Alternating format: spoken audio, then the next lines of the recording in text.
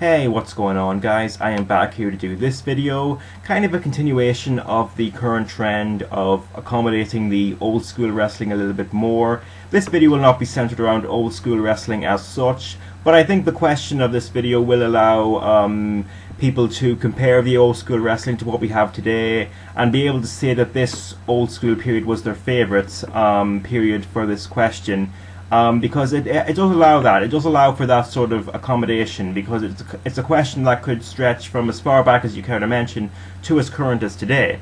What were the strongest periods for star power in the WWE, or wrestling in general, even though this video is going to center around WWE only? The strongest period, the strongest year, it's kind of a moot point for that, because of course the whole year might not account for this whole roster that I'm going to mention for the two periods that I'm going to mention here, because yes, I'm not going to actually answer this question properly. I'm going to give you 2 years which in my opinion had the best rosters and had the best star power in the WWE. That does not necessarily mean that these were the best years in WWE history, because we know that best roster does not necessarily equal best years, because this is a business that is for a large part dependent on a few powerful pieces of talent to survive day to day.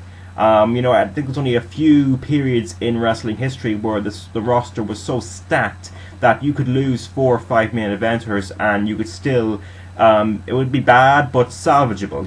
I don't think that applies to like the current WWE product. I think if they lost their top 5 guys, for example, that would be extremely crippling at this time. But I'm going to mention 2 periods where I think the roster was so strong that it was just amazing, and you could just tell that this is a very strong roster. I've narrowed it down to 2.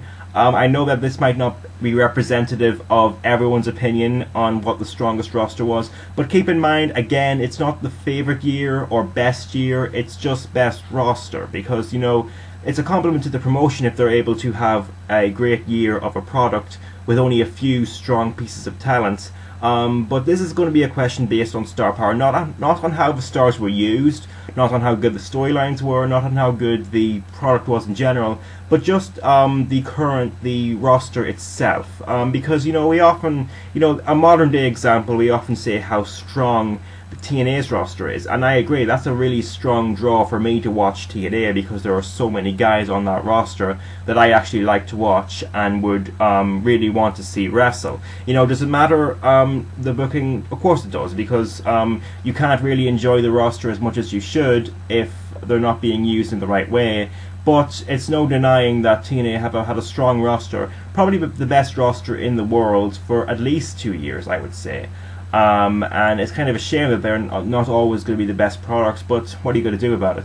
But this is going to give you 2 periods, in my opinion, where the WWE star power was at its peak. One of these years I was not watching, the other year I was, so it's going to be a very, the first year is going to be probably poorly described, or at least cannot be described from the perspective of someone who was actually there, because I was not watching wrestling at that time.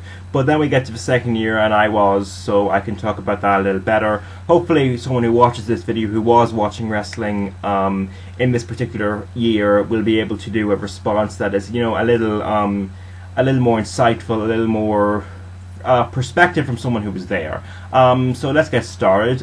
In my opinion, right off the bat, the 2 best years for WWE star power was 1992 and 2002.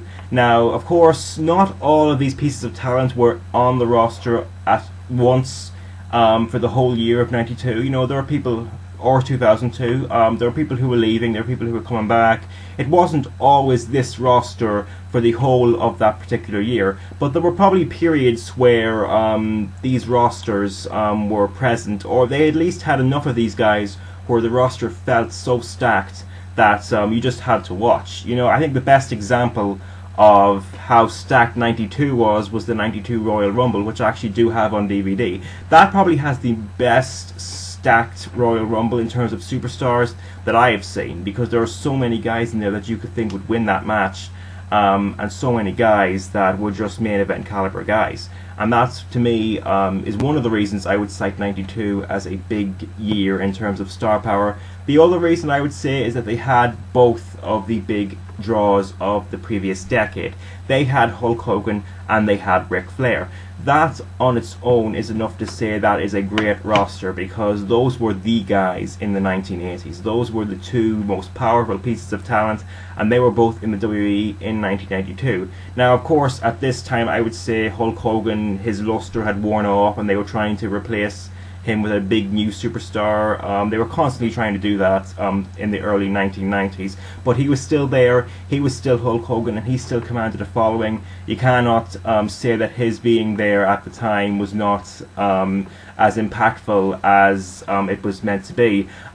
Ric Flair had, of course, defected to WWE, WWF at the time, a year before that, and that was a big deal, and he was still here, and he actually won the Royal Rumble to win the WWE Championship that year. And just those two guys on their own were enough to say that the WWF roster at that time was stacked, and that is why I have the 92 roster here. And you had other powerful talent, don't get me wrong. You had Roddy Piper, Randy Savage, Ted DiBiase, a young Undertaker. You had Bret Hart, who would win the WWF Championship that year. You had a young Shawn Michaels. You had Jake the Snake. You had a lot of powerful pieces of talent there that really kind of signal how strong the roster was that year. That's why I'm going to put that there. I'm not going to go into detail on it because, of course, I was not watching wrestling in 1992. Too young, unfortunately, but I hope that someone who was will kind of give an insight as to how the WWF felt at that time, how good of a year 92 was with the roster that they had, and how much it lived up to the names that they had. The second year I'm going to mention here is 2002. Now, 2002 was just a year after WCW had demised. I had been watching wrestling for about 2 years now, and I could just tell how good the roster was at this time, because you had the four big guys. You had Stone Cold, The Rock, Hulk Hogan, and Ric Flair, all in the same promotion at the same time. It wasn't for long, because of course Austin left pretty early on in 2002, pretty much in the middle of 2002. So it was very briefly that those four guys were in the same promotion at any one time, but they were there just briefly, and wow, you can just look and say, wow, they had Stone Cold, they had The Rock, the two biggest guys of the 90s, and then they had Hulk Hogan and Ric Flair, the two biggest stars of the 80s. Now, were they all main eventers at the time? Not all of them were. You know, Ric Flair was still kind of a big deal because he had just been the co-owner of the WWF and Storyline, and he was still kind of in big important programs, but he never was actually in main event matches, going for main event titles in 2002. The Rock did win the WWF Undisputed Championship briefly during that year, and then he dropped it to Brock. Hulk Hogan got one Undisputed Championship reign during that time, but then he kind of deteriorated after that a bit, and then he got decimated by Brock and he left. But there were a time there. It's not a question of how they were used. It's a question of how good the star power was. And underneath those big four guys, who I actually class in a league of their own in terms of drawability, I think those are the four big guys that are in a class of their own. They're the four big draws in the history of wrestling, and everyone else is a class below them. Hulk Hogan, Stone Cold, The Rock, and Ric Flair. Those are the guys. But below them in 2002 you had Triple H, you had The Undertaker, you had Shawn Michaels, you had Kurt Angle, you had Chris Benoit, you had Chris Jericho, you had Booker T, you had Brock Lesnar, who was breaking out during that year, you had RVD, the NWO for a brief period of time there.